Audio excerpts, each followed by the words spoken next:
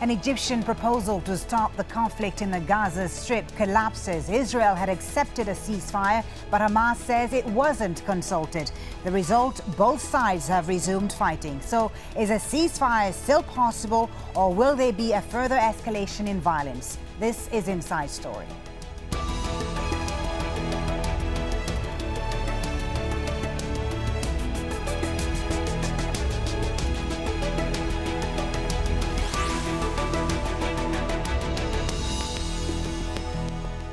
Hello and welcome to the program. I'm Folly Bah Thibault. The Israeli government has resumed missile strikes on the Gaza Strip despite earlier accepting a ceasefire deal brokered by Egypt. But the ceasefire was unlikely to hold for long. Hamas says the deal was done without it being consulted. The deal is aimed at ending some of the worst violence seen in Gaza in years. It's a confrontation that has killed more than 190 Palestinians, mostly civilians. International leaders have been pushing for a ceasefire, but it's unclear how it could have held without both parties being in agreement. Let's take a look at what the Egyptian government proposed. It called for both sides to cease hostilities from land, air and sea. That means Israel refraining from a ground invasion and an end to rocket fire from all Palestinian factions in the Gaza Strip. It also called for border crossings to open once the security situation becomes stable on the ground, and for talks on a long-term truce to take place in Cairo within 48 hours. Well, Al Jazeera spoke to Hamas spokesman Azzam Tamimi, who says the group was not involved in any ceasefire negotiations. Well, Hamas did not reject a real proposal. Hamas rejected such proposal to be introduced through the media, to talk about that's it, take it or not, it's not going to happen. We are clear in that. This proposal must be discussed through a clear political channels. We want a fair ceasefire which will protect the Palestinians and will protect the will of the Palestinians and the future of the Palestinians. While speaking before Israel resumed its strikes on Gaza, Israeli Prime Minister Benjamin Netanyahu said a refusal by Hamas to accept the ceasefire would give his country international legitimacy to carry on its campaign. We agreed to the Egyptian proposal in order to give an opportunity for the demilitarization of the Gaza Strip, from missiles, from rockets and from tunnels, through diplomatic means. But if Hamas does not accept the ceasefire proposal, as would now seem to be the case, Israel would have all international legitimacy to broaden the military operation to achieve the required quiet. And the U.S. Secretary of State gave his full support for Israel and has some stinging criticism for Hamas. I cannot condemn strongly enough the actions of Hamas in so brazenly firing rockets in multiple numbers in the face of a goodwill effort to offer a ceasefire in which Egypt and Israel have joined together, and the international community strongly supports the idea of a ceasefire. We urge all parties to support this ceasefire, and we support and we ask all the members of the Arab community, as they did yesterday at the Arab League meeting in Cairo, to continue to press to try to get Hamas to do the right thing here.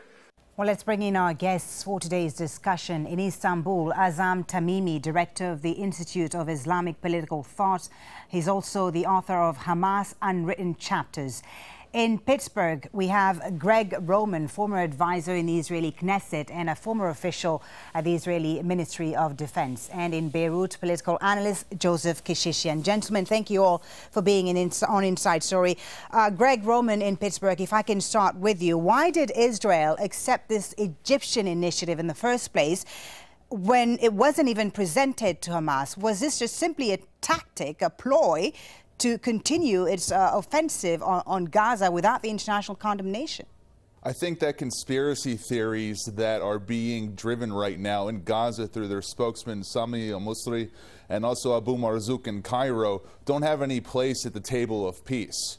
What we have right now is Hamas basically saying, in the words of the Palestinian ambassador to the UN Human Rights Council, that they need to be convinced to not commit crimes against humanity by launching rockets against Israeli civilians.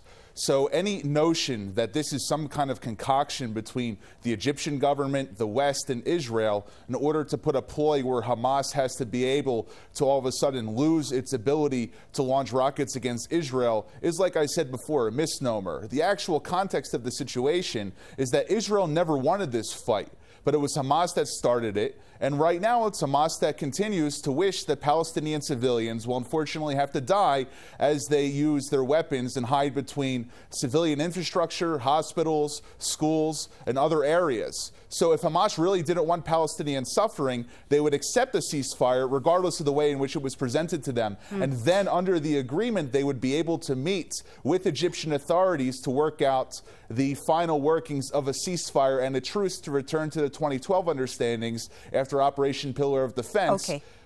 Let's get the view of our other guests on this. There would be no further Palestinian deaths. All right, let's get the view of our other guests and how this all played out in the last few hours. Dr. Azzam Tamimi in Istanbul. John Kerry, we heard John Kerry there give backing to Israel's acceptance of this ceasefire that was proposed by Egypt. He said the ball was in Hamas's court. Do you think Hamas should have accepted this ceasefire? Well, Hamas, as a matter of principle, is not opposed to a ceasefire. It just wants first to be recognized as a party to this conflict, rather than everybody speaking about it as if it were absent or as if it were a ghost. And secondly, it wants any process to be a fair process. They are not confident that the current hostile regime in Cairo is likely to be fair to them. We already know what they've been saying about Hamas and what they've been actually doing against Hamas and against Gaza. And if you have a conflict between two sides, and the two sides clearly are Israel and Hamas, it is just ridiculous to conclude a deal between Israel and a mediator without the other party being consulted or involved at all. Right. Palestinian President Mahmoud Abbas had welcomed the Egyptian initiative. Do you think that perhaps the Palestinian leadership in Ramallah was involved in the ceasefire negotiations? And if that's the case, what does that mean for the reconciliation deal, the unity deal among the Palestinian factions? Well, Mahmoud Abbas is irrelevant to the entire process. I know he is being brought in here because there is something that is being cooked in the background. They want eventually to bring him back or bring his authority back to Gaza with the hope of demilitarizing Gaza or disarming Hamas. Of course, we've been hearing the spokespersons for Abbas in various places. They've been very hostile to Hamas. They've been very helpful to the Israelis. Actually, the Israelis are celebrating some of the comments made by Abbas's men against Hamas. Abbas is not a party to this deal. This deal should have been brokered by a third party between Israel and Hamas. Joseph Kechichian in Beirut, how do you think this all went down? How could a deal, a ceasefire, be declared without both parties, Hamas and Israel, being involved? Despite what Secretary of State John Kerry said, obviously there is a proportionality question at play here. Hamas did not want to start this fight, and it denied that it kidnapped and killed the 3 Israeli young men a few weeks ago, because its political agenda was something entirely different. It wanted the release of a lot of prisoners that the Israelis hold. But now we are in front of a fait accompli, and there is a proportionality problem because the aerial bombardments of Gaza have been really overwhelming. The Israelis and the Egyptians probably had a deal going in order to strengthen the process that the Egyptians were involved in years past, but as your previous speakers have said, have been essentially on the sidelines because the Sisi government in Egypt has not really been very pro-Hamas, if you would like. So therefore, this was an attempt to essentially shoot 2 birds with a single stone, but apparently it did not work at this point. What do you think is happening behind the scenes, if anything at all, between Hamas and the Sisi government in Egypt? Does the Sisi government in Egypt have leverage on Hamas, you think?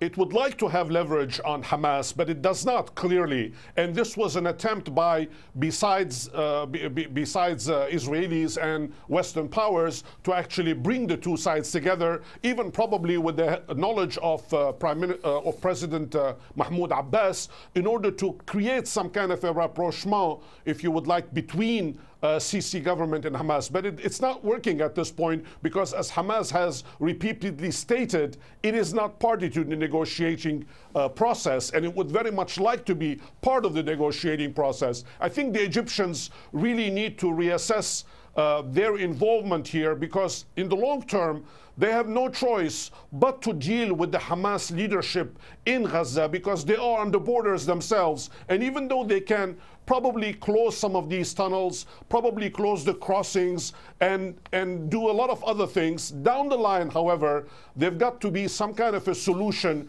in order to liberate Gaza from its total asphyxiation. All right, let's just take a look at the conditions set out by Hamas to a ceasefire. Hamas stated the terms on which it would agree to a ceasefire at the beginning of this latest conflict. They included lifting Israel's blockade on the Gaza Strip, the opening of the Rafah border crossing with Egypt, which has been closed for most of the last week, and the release of Palestinian prisoners who Israel rearrested after freeing them in 2011. Some pretty tough conditions, tougher conditions than in the previous conflicts. Do you think, Azzam Tamimi in Istanbul, that it's a good idea to have such strong conditions when they're likely not to be met by the Israelis? These are not strong conditions. These are fair and logical conditions. Israel has been exacting collective punishment on the Palestinians. All those that Israel has recaptured should not have been arrested again. They didn't do anything. They were in their homes.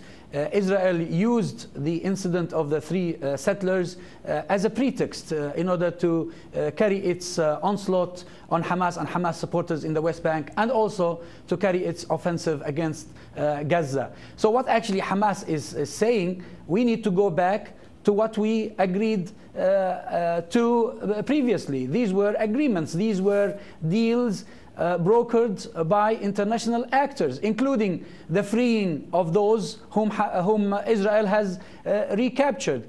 And you cannot have peace and tranquility if Gaza continues to be collectively punishment, if Gaza continues to be under siege. This has to end. This has to come to an end. Israel cannot continue to use its might and also the collaboration of despicable Arab regimes in the region to suffocate Gaza. This has to come to an end. Let's get Gregg Roman in Pittsburgh to respond to that. And also, Greg, the accusations that Israel used the death of these three young settlers a few weeks ago as a pretext to invade Gaza, as a pretext to bomb Gaza. What do you respond to that? So there's 3 points here that we have to be able to analyze. The first is the case of the 3 youth who were murdered and shot in a field after they were kidnapped by Hamas terrorists. But Hamas denied kidnapping and killing those 3 young settlers. They denied it. Why would they deny? It's fine that they denied. It's fine that they denied it, and the reason why is so that they didn't provoke the kind of response that Israel is now meting out in Gaza.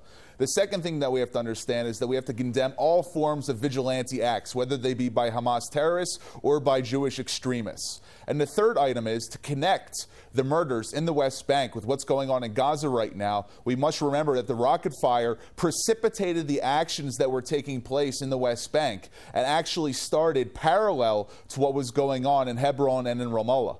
So by taking these 2 actions and equating them being one and the same conflict is different. As your previous speaker said, the political actions of what's going on in the West Bank and the political messaging of what's going on with the Hamas in Gaza are 2 different entities.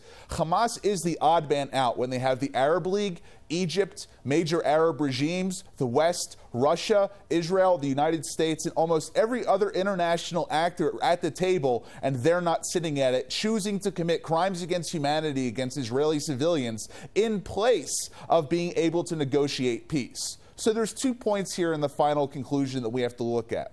The first is, if Hamas truly wants to stop the so-called collective punishment of Gaza and the siege on Gaza and to have their conditions met, why would they not agree to a 12-hour truce, then to only meet in Cairo? Because they say they weren't consulted on this truce. They say they weren't consulted, that this went on just between Israel and Egypt. This was no consultation between Israel and Egypt. The way in which it was delivered was through the media. However, there's ongoing consultations between the deputy head of Hamas, but is that okay? Is the way that it was delivered the right way to do it? Through the media? That's what they're saying exactly. Would Israel have agreed to a truce if it was delivered through the media? I'm sorry that Hamas feels bad about the way in which a truce was delivered, but if they truly cared about Palestinian deaths, it wouldn't matter how the truce proposal was delivered. It would matter what they were willing to do when they answered it. So whether it came through an intermediary, through Egyptian intelligence, or it was broadcasted all around the world, why did they not accept the conditions in order to alleviate Palestinian suffering? The onus is on Hamas to answer that question. All right, let me ask Joseph Kechichian, what's Hamas' position now? Greg talks about them being the odd man out right now. Is that the case? Are they really in a weak position right now? And should they have accepted this truce? Well, that is not the case simply because Hamas is a democratically elected political institution. I think that they are ostracized clearly throughout the Arab world and throughout the world, but the Palestinians have elected repeatedly Hamas leaders to positions of authority. So therefore, trying to delegitimize Hamas is really a lost cause. This, at the end of the day, I'm sure we're all adults and we can think through this. At the end of the day, this is not about Gaza. This is not about essentially attacks here or there. This is about a perennial fight that has been going on between two peoples fighting over the same land. This is about land at the end of the day. We have to admit this, and both sides have got to realize that an ultimate solution will not occur unless there are serious discussions over land. And Hamas is a party of this community. It cannot be ostracized. It cannot be dismissed. And it has to have a place at the table. Now, having said all of this, I will be the first one to acknowledge that this is easier said than done because there are outside interferences, because there is an Iranian role with Hamas, because of the Egyptian role in the region, because of the repercussions of the Arab Spring throughout the opposition groups, if you would like. But at the end of the day, all of this will have to be put aside if, in fact, true peace has got to be found on this perennial question. Land problems must be addressed first, second, and third.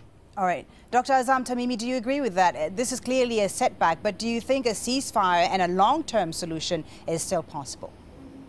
Well, Hamas, as a matter of principle, as I said earlier, is not opposed to the idea of a truce. And I myself, in my book on Hamas, had an entire chapter on this, the idea of a hudna, and how it came to be accepted by Hamas and what it means politically as well as realistically. Now, the problem here is that the Israelis are acting as if they can do whatever they like without being questioned, without being called to account, because they rely on the support of the so-called international community, which created their entity in the first place. It is as if we, the Palestinians, who were stripped of our land and who have been pushed into the diaspora, many of us, as if we are the villains and we are the criminals and they are the victims. Actually, they are the criminals. They are doing to us today what the Nazis did to the Jews in Europe. Exactly. This is what they're doing to us. It's Holocaust after Holocaust against the Palestinians. And by the way, if they think Hamas is weak, whatever they are doing to Hamas is making Hamas only stronger. They tried in 2008, 2009, they tried in 2012, now they're trying in 2014, and every time Hamas emerges stronger and more powerful and more confident, and the Israelis will have to pay for every crime they've committed against the Palestinians. Gregg Roman, would you like to respond to what Azzam Tamimi just said? First, to characterize the Israeli treatment of Palestinians as a Holocaust is a gross and defamatory accusation that cannot and should not stand on any modern news network. Second, the actions of Israel right now in the context of trying to protect Palestinians is one in the spirit of negotiations. Israel has every single interest not just to protect Israeli civilians, but also Palestinian civilians. It has an obligation under international law to make sure that every action that it takes is proportional, as using the previous speaker's arguments, in its actions. However, any modern nation state that is subjected to consistent rocket fire over 14 years wars, to consistent terrorism, and to rejection of the notion of negotiations, as Hamas has done time after time, deviates away from the path to peace. So both of these speakers are saying that land is the issue, that accused Israeli crimes are the issue. If so, they should be willing to sit at the table to accept any ceasefire and any long-term negotiations. And using the idea of a hudna or a tahida, which is a ceasefire or a long-term ceasefire with arms, would only help Hamas to get its legitimacy back with the Palestinian people by sitting at table with Israel. And in doing so, we heard about the fact that Hamas is the democratically elected government of the Palestinian people. I would remind you that this government resigned only 3 weeks ago after signing a unity agreement with Abu Mazen. So it's convenient for Hamas one day to work in cahoots with the Palestinian Authority, and then when the popular Palestinian opinion asks for a ceasefire, Hamas chooses to reject it and only use violence as its option in trying to achieve its means. Greg, let me ask you about Israel's objective in the coming weeks. The aerial bombardments and neutralizing Hamas is not working. Is the objective now a ground invasion into Gaza and destroy Hamas completely? What's going to happen? Because clearly the rocket attacks are not going to stop right away. So what's Israel's objective? So Israel has three objectives regarding its Operation Protective Edge. The first is to minimize the ability for Hamas to launch rockets and other infrastructure. The goal is not to decapitate Hamas, but it is to weaken it. The second goal of the operation is to ensure that Hamas has the what's called mowing the grass, which is a term created by the Institute for National Security Strategy in Tel Aviv. There's a certain amount of détente that existed for the last 2 years. But now that Hamas thinks that it has the ability to launch rocket attacks on Israel without consequences, it's inviting Israeli bombardment in turn. And the third goal is to use this as an opportunity to strengthen Abu Mazen and to strengthen the Palestinian public and the majority of Palestinians that want peace. Not because Israel seeks to keep on launching airstrikes against Hamas infrastructure, but because it chooses to use this as a way in which to strengthen the Palestinian forces that want peace and do not want violence. Joseph Kechichian, just on one point Greg made there, saying the goal of Israel is to weaken Hamas but not decapitate it. How do you analyze that? What does it say to you? Well, it hasn't happened before. They've said the same things repeatedly, and obviously this is the objective of any state, to essentially destroy or decapitate the enemy. But obviously the Israelis realize that at the end of the day they have to come to terms with the Palestinians as well. The collective punishment that is imposed on Gaza and the West Bank for many, many years has not really produced the kind of long-term peaceful situation that everybody desired. I think that in 2008, 2009, 2012, and now we are seeing the same thing repeated time and time again. And obviously Hamas has not weakened throughout this process. On the contrary, it has more sophisticated weapons. Lately, it has been using drones that presumably it smuggled. These are Iranian drones that were smuggled in. So therefore, weakening Hamas is not going to achieve anything for in the short term. And in the long term, it might actually strengthen Hamas further because it shows to its population that it can put up against a formidable military institution which the Israelis clearly possess. But all of this is secondary question to the point that I made at the very beginning. You're talking about a perennial problem over land. Let's not lose sight of that. Okay, I'll give the last word to Azzam Tamimi in Istanbul. What is the best possible outcome to the current situation, Azzam Tamimi? And do you see Egypt playing a bigger role that would be accepted by Hamas? Would Hamas be willing to accept mediation by Egypt led by Sisi? Well, if Egypt were to contact Hamas and speak to it as a respectable party to this conflict, Hamas wouldn't mind. The problem is that the current Egyptian regime is completely ignoring Hamas, as if Hamas doesn't exist on the face of the earth.